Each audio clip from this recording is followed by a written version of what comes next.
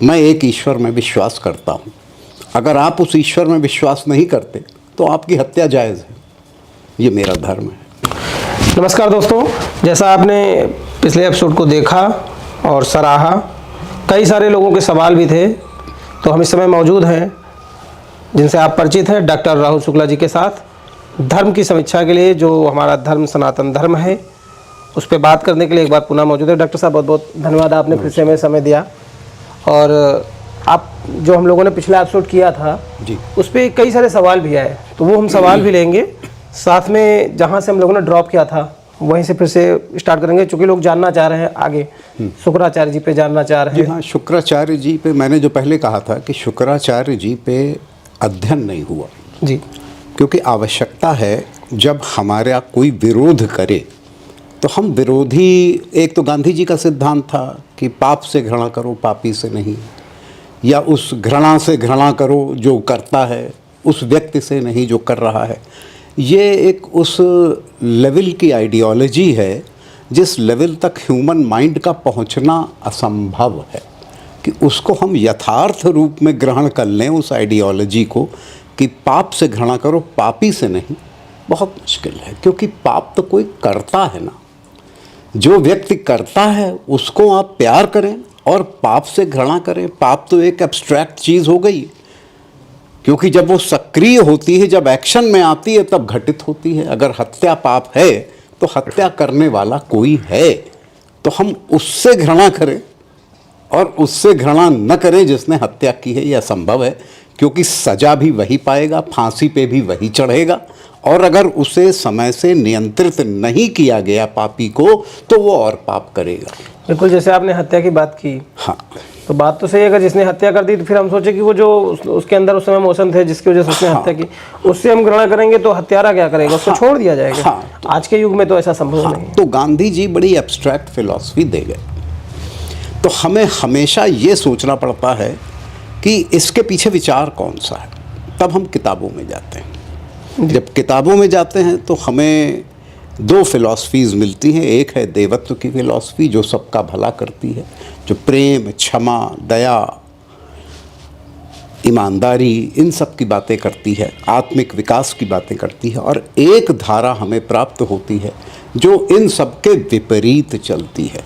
बदला लो, घृणा करो, मारो, ये किसकी विचारधारा? दूसरों के सुख चैन छीनो। हाँ, सुख चैन छीनो, और उसको भी धर्म मानो, ये उनका धर्म। उसको भी सत्य मानो, तब मुश्किल होता है। चलो, मैं एक ईश्वर में विश्वास करता हूँ। अगर आप उस ईश्वर में विश्वास नहीं करते तो आपकी हत्या जायज़ है। ये मेरा धर्म है। ये कौन से धर्म है?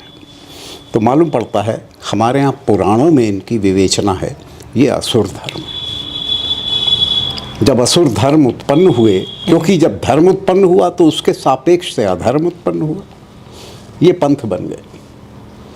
और जब ये पंथ बने तो इन्होंने विचारधारा फैलाई अपनी, और वो भी इस नाम पे फैलाई कि ये इनका अकीदा है, इनका धर्म है, इनका विश्वास है। तो ऐसे में हम सिंथेसाइज नहीं कर पाते, तो हम पौराणिक विचारधारा में जाते हैं जी। कि ये दो शक्तियां संघर्ष कर रही हैं जिन्हें असुर और देव कहा गया। ये क्या है? अब पुनः जब आप मीमांसा करेंगे अन्य धर्मों या अन्य पंथों की, तो आप देखेंगे जितने भी असुर हैं वो सब देवताओं के विरोधी। हाँ, वो तो आदिकाल से ही दिख रहा है। आदिकाल से देवताओं के, देवता कौन? पंचदेवों के विरोधी हैं। गणपति, सूर्य, शिव, विष्णु और शक्ति, इनके विरोधी। ये विरोध उस स्तर तक पहुंचता है, या ये लोग स्वयं इतने बड़े तपस्वी हैं और इतनी शक्तियां अर्जित किए बैठे हैं कि ये मानवता को चुनौती, मानवता तो इनके लिए कुछ है ही नहीं, मानवता पे तो ये हुकूमत करने लगते हैं अपनी विचारधारा से, और चुनौती देते हैं ये शिव को, विष्णु को, ब्रह्मा को, सूर्य को, इनको चुनौती देते हैं और इनसे युद्ध करते हैं। ये जो तीन लोकों की कल्पना है जी, इनको विजय करने की कल्पना है। इसमें एक लो इंटेंसिटी और हाई इंटेंसिटी वॉर जो कॉस्मिक लेवल पे जनरेट होती है, वो इन दो आइडियोलॉजीज से होती है। पहली है असुर धारा, जो त्रैलोक्य पे कब्जा करना चाहती है, और एक है देवधारा, जो त्रैलोक्य की अधिकारी है और उसी की कृपा से, धर्म से ये सृष्टि चलती है। ये विवेचना है हमारे पुराणों में जी। अब आइए, इन असुरों के गुरु कौन हैं? चाहे वो चंडमुंड हो, चाहे वो कालीनेम हो, चाहे वो रावण हो, रक्तबीज हो, सबके गुरुओं की अगर आप श्रृंखला में जाएंगे तो मात्र एक गुरु हैं, असुर गुरु शुक्राचार्य। शुक्राचार्य जी की एक खासियत है। एक साहब ने मुझसे पूछा कि आपने कहा भगवान शिव ने उन्हें लील लिया, ये कैसे संभव है? क्या शिव एक व्यक्ति हाँ, हैं? तमाम सवाल हमारे एक रूप हैं। तो मैंने उनको बताया कि हमारे यहाँ दिशाओं का संज्ञान लिया जाता है हिंदू धर्म में। सनातन धर्म मानता है 10 दिशाएं हैं जी, जिसमें पूर्व, पश्चिम, उत्तर, दक्षिण, नैऋत्य, वायव्य आपके, और अभिशान कोण और ईशान कोण। तो इन कोणों में, और आकाश और पाताल, ये 10 हैं जी। इन 10 दिशाओं के 10 स्वामी हैं, जिसमें मातृ शक्तियाँ भी हैं और शिव की अधिभूत शक्तियाँ भी हैं। हमारे यहाँ हायरार्की है जी। उस हायरार्की में सबसे पहले परब्रह्म परमात्मा के रूप में शिव निवसित हैं, जो उत्तर दिशा के स्वामी। जहाँ आप बैठे हैं यहीं से उस पार उत्तर शुरू हो जाएगा जी जी। तो जो धुर उत्तर है वो शिव का, शिव की दिशा है। वो अनंत अंतरिक्ष है, वो कहाँ तक जाता है, कहाँ उसका आरंभ, कहाँ अंत, कुछ नहीं पता। तो जो शिव ने शुक्राचार्य को लीला है जी, वो यथार्थ में भगवान शिव ने शुक्राचार्य जी को उत्तर दिशा में कन्फाइन कर दिया है कि मैं यहाँ बैठा हूँ, मेरे पीछे धुर उत्तर है, अब तुम इसमें समा गए, तुम इससे निकल नहीं सकते। ये लीला कहलाता है। उनको अपने अंदर समाहित कर लिया, क्योंकि वो तो अनंत जो उत्तर है, अनंत उत्तर जो है वो शिव है, वो स्पेस ही शिव है। उसी में शुक्राचार्य समाहित हो गए और उत्तर से कभी ये निकल नहीं पाए। फिर जब इन्होंने बहुत प्रार्थना करी तब ये शुक्र या वीर के रूप में निकले। ये आता है, ये बात हुई थी। तो कैसे लील गए, अर्थात शिव कोई पुरुष नहीं है कि जैसे आप खाना खाते हैं वैसे उन्होंने कौर की तरह इन्हें लील लिया। यथार्थ ये है, ये कोड है, जिसको आप डिकोड कर रहे हैं कि लीलने का अर्थ है शिव उत्तर में इनको समाहित करके बैठ गए, ये उत्तर से कभी निकल ना सके। तो एक सवाल यहाँ पे भी उत्पन्न होता है, जैसा आपने बताया कि वो कोई मानव रूप में नहीं है, कैसे खा गए, तो फिर ये वीर से निकलने की बात को आप कैसे? वीर भी again that is a different story. जो वीर से निकलना है वो ये मानते हैं कि शिव इज क्रिएटर।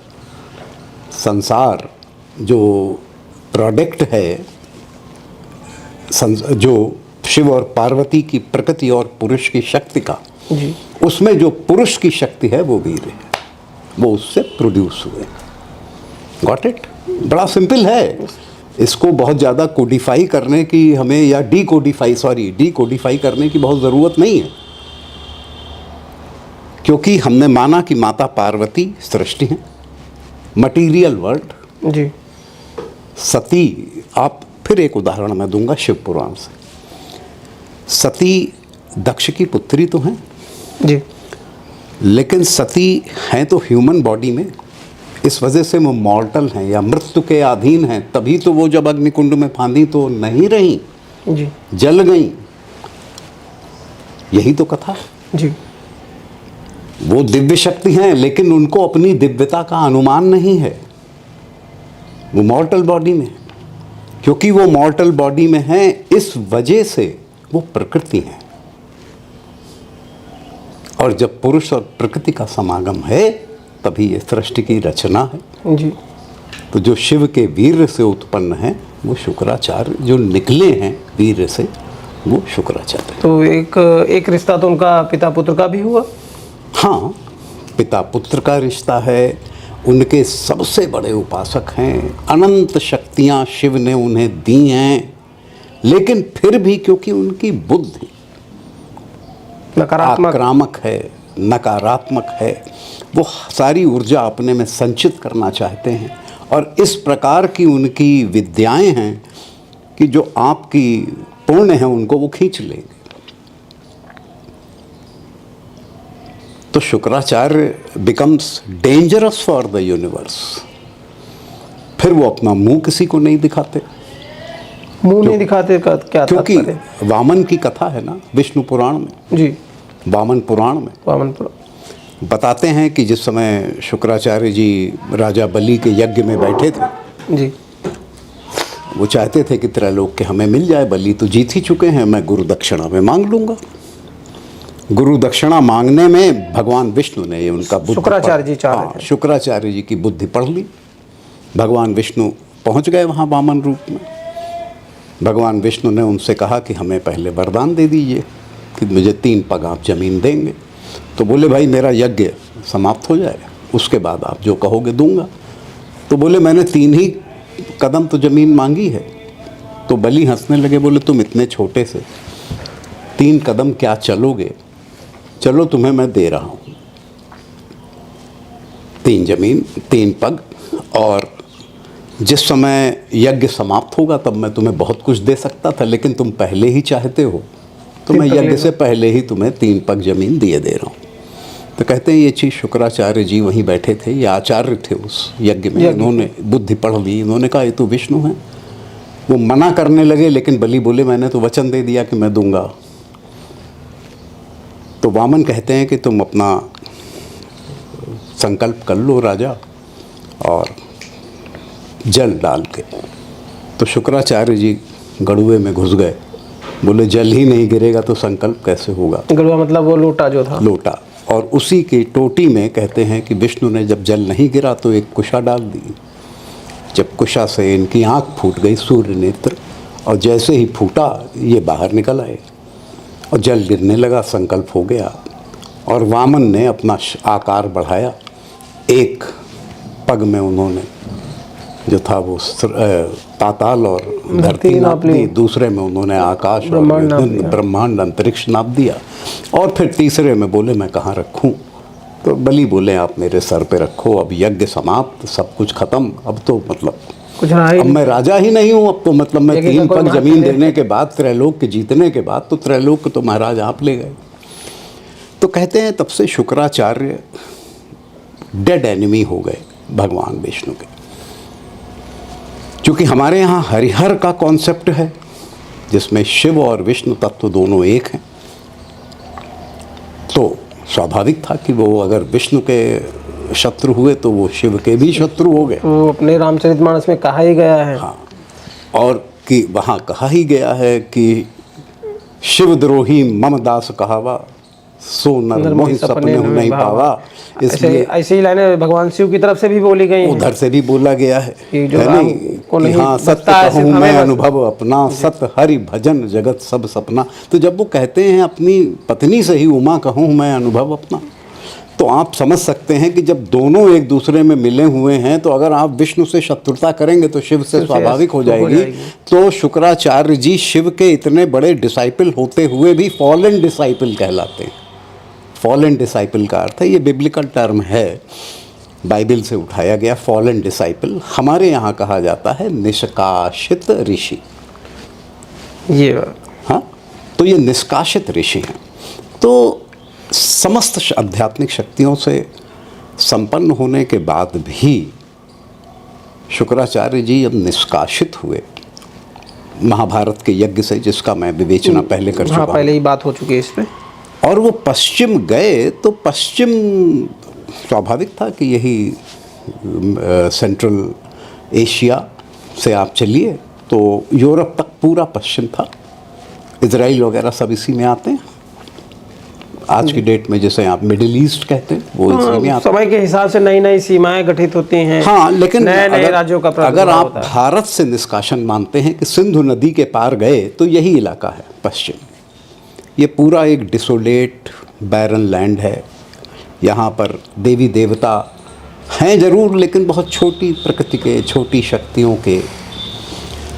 तो शुक्राचार्य जी की आध्यात्मिक शक्तियों के आगे सब कहीं नहीं खड़े होते। तो शुक्राचार्य जी की विशेषता है, उन्हें अति कुपित, अति ईर्ष्यालु, अति भ्रमकारी ये कहा गया पुराणों में। एक सवाल और भी था, इसको समझ लीजिए पहले। जी। भ्रमकारी हैं क्योंकि वो माया के गुणी हैं, उनके पास मायावी गुण हैं, जो राक्षसों की जो मूल है। हाँ, राक्षसों की राक्षस का प्रवृत्ति है। तात्पर्य ये भी पर्यायवाची हो सकता है कि वो मायावी हैं, ऐसा कई बार उल्लेख भी मिलता है। मायावी बड़ा इंटरेस्टिंग है क्योंकि रावण और राम के युद्ध में भी माया का उल्लेख है रावण की, और एक समय तो ऐसी माया हो गई है कि अति हो गई माया की कि श्री राम स्वयं देखते हैं कि रावण ने अपनी शक्तियों से लाखों हनुमान उत्पन्न कर दिए। ध्यान दीजिएगा, ये लंका कांड का दोहा 100-101 के बीच का है रेफरेंस, जहाँ पे रावण ने अपनी शक्ति से लाखों हनुमान उत्पन्न कर दिए, और वो हनुमान जो हैं वो राम के ऊपर गदा लेके दौड़ रहे हैं, हमला कर रहे हैं कि तुमने मुझे कहाँ फंसा दिया इस युद्ध में। इतना भ्रम। तो रावण को मारने की जगह राम को मारो, राम को मारो रावण को मारने की जगह। और कौन दौड़ रहे हैं? हनुमान। तुलसीदास जी ने इस माया का उल्लेख रामचरितमानस में किया है, लंका कांड में। आपने ये जो अध्ययन है अपने आप में अद्भुत है। जब इस प्रकार की माया के वो बली हैं, तो आपकी बुद्धि को आपके देवी देवताओं के विरोध में घुमा देना उनके लिए, जब राम के ऊपर माया कर सकते हैं, तो आपको तो एक क्षण में बता देंगे कि हनुमान बंदर है, हनुमान की पूजा न करो, और आप उस भ्रम में आ जाएंगे। शुक्राचार्य जी का ये बल है, इसका कोई डिनायल पुराणों में नहीं है। फिर वो सोल हार्वेस्टर हैं। दूसरी खासियत यह है कि जो उन पे अकीदा लाता है, जो उन पे विश्वास करता है, उसकी आत्मा ही वो हार्वेस्ट कर लेते हैं। किस बात पे हार्वेस्ट करते? एक वादे पे, मैं तुम्हारी आत्मा का अधिकारी, तुम्हारे पुण्य का अधिकारी, तुम्हारे आध्यात्मिक धन का अधिकारी गुरु के रूप में बनता हूँ, क्योंकि मैंने तुम्हारे लिए स्वर्ग में सीट जो है वो अलॉट कर दी। अब इतना बड़ा भ्रम फैला करके आप उसका कोई भला नहीं कर रहे हैं व्यक्ति का, आपने उसको एक अकीदा दे दिया। ये शिव पुराण में जब विवेचनाएं हुई हैं तो उसमें सारे आए हैं सत्य। अब स्वाभाविक है कि जो भ्रमकारी भी है, जो कुपित भी है, ये ईश्वर हमें पुराणों में दिखता तो है शुक्राचार्य के रूप में, और ये भी पता लगता है कि असुरों का गुरु भी है ये ईश्वर। ये तो, लेकिन ये है कहाँ? उसके बाद ये गायब हो जाता है। फिर जब हम अब्राह्मिक धारा उठाते हैं जी, तब हम वहाँ जब प्रवेश करते हैं तो हम देखते हैं कि शुरू ही होता है I am a jealous God, मैं एक ईर्ष्यालु ईश्वर हूँ, मुझसे डरो लेकिन मुझसे ही मदद मांगो, कोई दूसरा नहीं अलाउड है। विचित्र है कि हम शेर से भय खाएं और शेर से ही मदद मांगे। हम तो एक विचित्र स्थिति में आ गए ना। ये कथन हमको शिव पुराणों की विवेचना में भी मिलता है शुक्राचार्य जी का, और ये कथन हमें अब्राह्मिक फेथ्स में भी मिलता है, ज्यूस के टोरा में है, बाइबल में है। तो हमको सोचना पड़ता है कि क्या ये यही ईश्वर तो नहीं है जिसने वेस्ट में जाकर के माइंड कैप्चर कर लिया लोगों का, इंडिया से तो निष्कासित हो गया। यहाँ पे उसमें देवों का प्रभुत्व था, यहाँ देवों का प्रभुत्व था, यहाँ पहचान लिया गया। वहाँ पहचानने के लिए किसी में आध्यात्मिक शक्ति थी ही नहीं कि वो इनकी एनालिसिस कर लेता। ये हैं कौन जो आ गए कहते हैं कि I am a jealous God. तो विवेचना बदल। अब हमें शायद हिंदू धर्म में कभी इस तरह की मीमांसाएं, जो मैं कहता हूँ इसलिए नहीं हुई क्योंकि गांधी जी ने ईश्वर अल्लाह तेरे नाम कह के हमारे दिमाग को बंद कर दिया। जब हमारे दिमाग का ढक्कन ही बंद हो गया तो हमने आगे सोचना ही बंद कर दिया। उसके बाद उन्होंने कुछ नियम बनाए। जब शुक्राचार्य जी ने देखा कि वो तो पूरे तरीके से भारी पड़ गए हैं, अब तो कोई है ही नहीं अपना साम्राज्य चुनौती देने वाला। हिंदुस्तान में तो बड़ी चुनौती थी, लेकिन यहाँ तो कहीं चुनौती है ही नहीं, कोई चैलेंज ही नहीं है। जब चैलेंज नहीं है तो उन्होंने अपनी बातें आगे बढ़ाई। स्वप्न देने के वो बली हैं, उनके पास अनेकानेक स्वप्न देने की सिद्धियां हैं। इसको ये भी कह सकते हैं कि वो जो बातें करते हैं वो सपनों में ही करते हैं। हाँ, जैसे हमारे जो देव हैं वो प्रत्यक्ष आ जाते हैं, एक लेवल की तपस्या करने पर प्रत्यक्ष आ जाते हैं। तो क्या वहाँ प्रत्यक्ष वो नहीं आ सकते, कोई बाध्यता? नहीं, बाध्यता नहीं है। देखिए, प्रत्यक्ष वो इसलिए आपके नहीं आ सकते क्योंकि शुक्राचार्य जी की एक आंख भगवान विष्णु ने फोड़ी हुई। तो कहते हैं जब उनकी आंख फूट गई और वो आश्रम में लौटे तो वो पीठ फेर के बैठ गए। जब असुर आए तो बोले कि गुरुजी, हम तो हमेशा आपका मुंह देखते थे, आज क्या वजह है कि हम आपका मुख नहीं देख रहे हैं? तो बोले नहीं, अब मेरी सिद्धियां उस पराकाष्ठा पे आ गई हैं कि अब मैं स्वयं ईश्वर हूं। तुम में से कोई भी मेरा मुख ईश्वर का नहीं देखा जा सकता, इसलिए नहीं देख सकता। बात खत्म हो गई। असुर यहीं पे मान के चले गए। इसको ब्राह्मिक फेथ्स में अगर हम जाके देखें तो सारे जो 48 उनके पैगंबर हुए हैं, सबने ये कोशिश की है कि असुर कि उनका गॉड, मैं अभी असुर गुरु नहीं कहूँगा, शुक्राचार्य जी नहीं कहूँगा, कि उनका गॉड उनसे वार्ता करे, उनसे मिले, उनके सम्मुख आए, क्योंकि वो उसके पैगंबर हैं। वो उसका धर्म फैलाने, उसका विचार फैलाने आए हैं।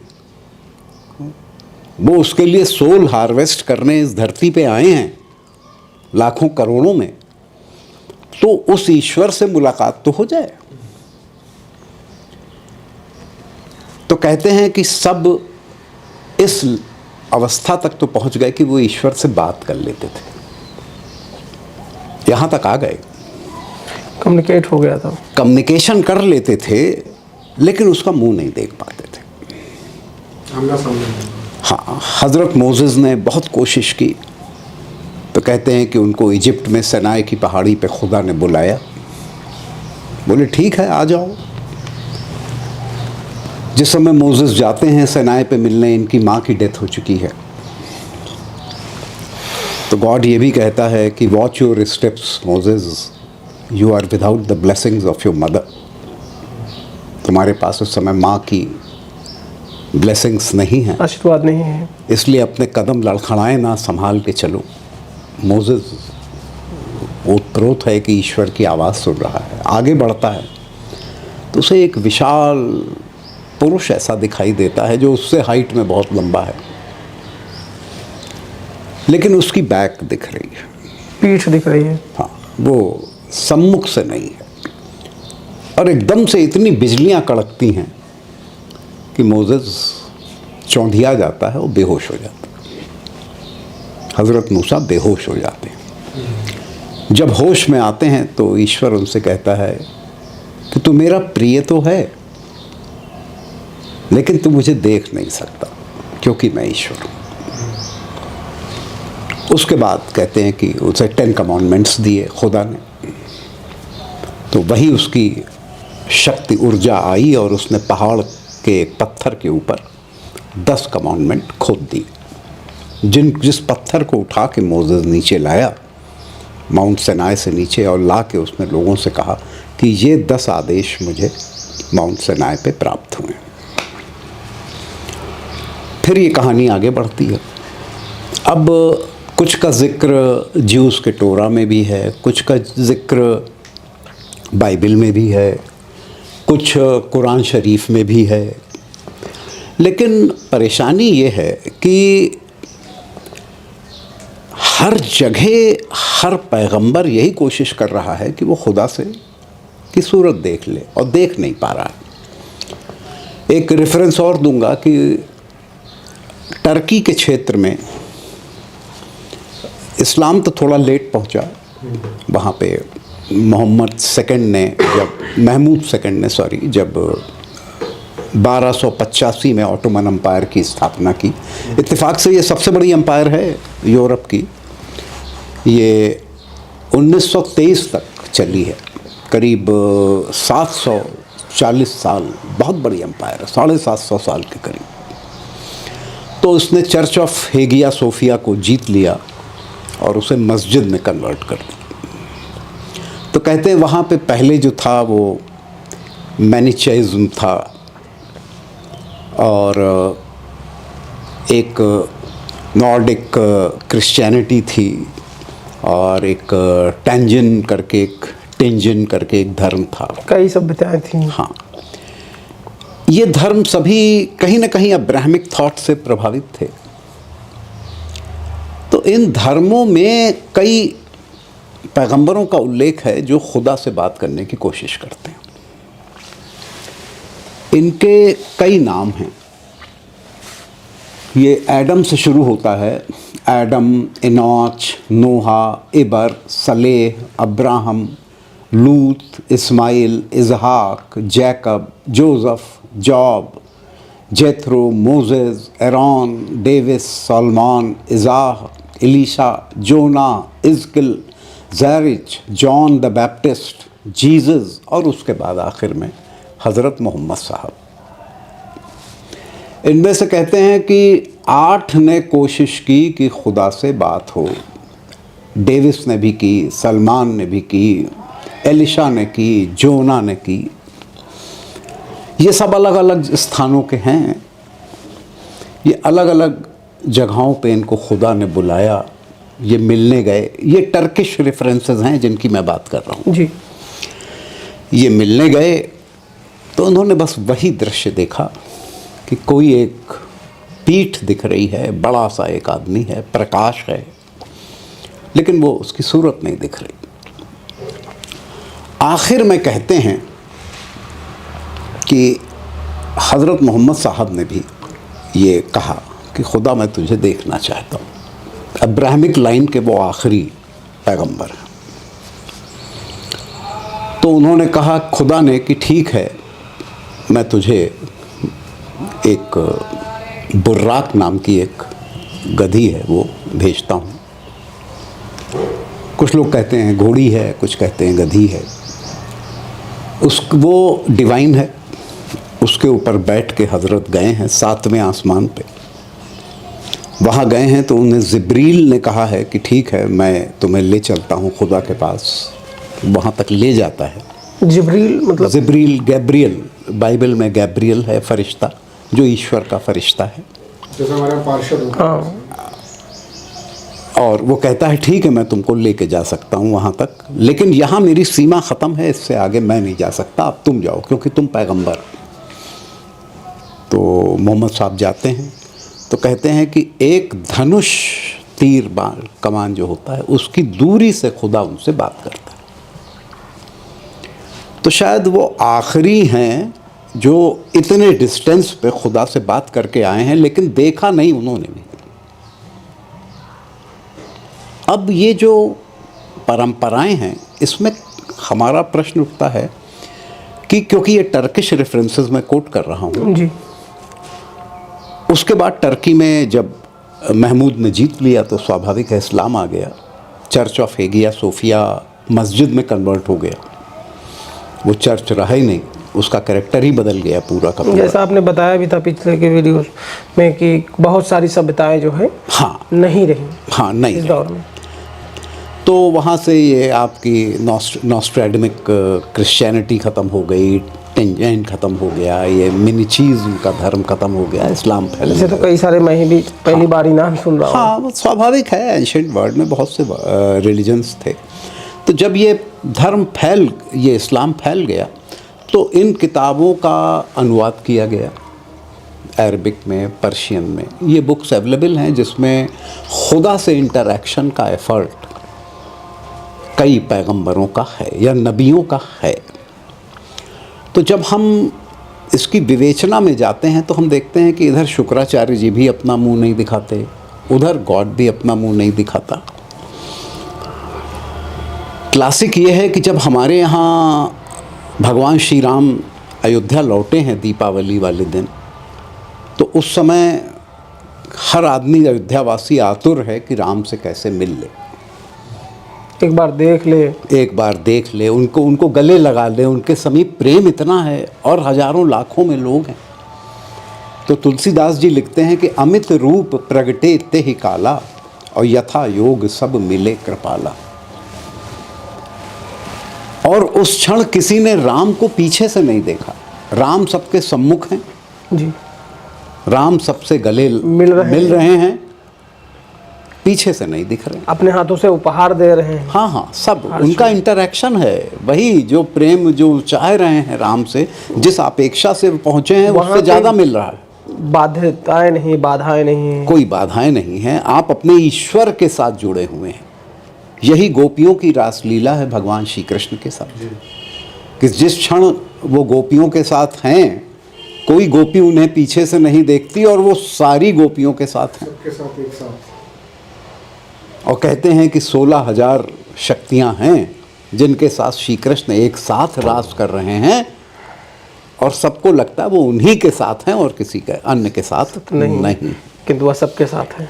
तो एक तरफ ईश्वर जिसकी बैक हमें दिखाई, जिसकी पीठ हमें दिखती नहीं, राम और कृष्ण, एक तरफ ईश्वर जिसका मुख दिखता नहीं। हाँ, तो ये भी है कि अगर अपनी भारत की बात करें, सनातन धर्म की बात करें, तो पीठ दिखाना ही गलत माना जाता है। नहीं, उसकी वजह है हमारे यहाँ श्री कृष्ण से जब कहा गया कि आप परमात्मा कैसे हो, जरा ये तो बता दो विवेचना, तो श्री कृष्ण ने उसका उत्तर दिया है, श्रीमद् भागवत महापुराण में भी है, महाभारत में भी है, कि मुझ में समस्त सृष्टि समाहित है, जो 3 तत्वों में है, रज, तम और सत। रज और तम में लड़ाई होती है, सत प्रमुख गुण है, सत और रज मिल के तम को पराजित करते हैं। ये सब मेरे अंदर ही समाहित है। मैं इसीलिए मेरे सम्मुख धर्म है और मेरे पृष्ठ में अधर्म है। बहुत इंपॉर्टेंट बात है कि अगर मुझ में लाइट है तो मुझ में डार्कनेस भी है, अगर मुझ में पुण्य है तो मुझ में पाप भी है, अगर मुझ में गर्मी है तो मुझ में ठंड भी है। जब मैं एक समय जो ग्राह्य हूं, जो गुण ग्राह्य है, अगले समय वो गुण त्याज्य है। अब जाड़ा जा रहा है, अब ये त्याज्य हो जाएगी। बिल्कुल, इस जैकेट को हम अब नहीं पहनेंगे गर्मी में, तो आज ये ग्राह्य है, कल ये त्याज्य है। तो श्री कृष्ण कहते हैं सबके ऊपर एक ही गुण की विजय होनी है, सत्य की। सत और, लेकिन तम बली है, तम का क्वांटम हैवी है, तम कम बुद्धि के साथ निवास करता है। ये ज्ञानियों में नहीं होता, अज्ञानियों में भरा होता है। इसलिए अगर मेरे इस रूप को समझोगे, that I am absolute, that I am God, कि मैं परमात्मा हूँ, तो मैं किसी चीज़ से वंचित नहीं हूँ, सब मुझ में समाहित है। लेकिन इन 3 गुणों के अंतर में सत और रज की विजय सदैव तम पे होती है।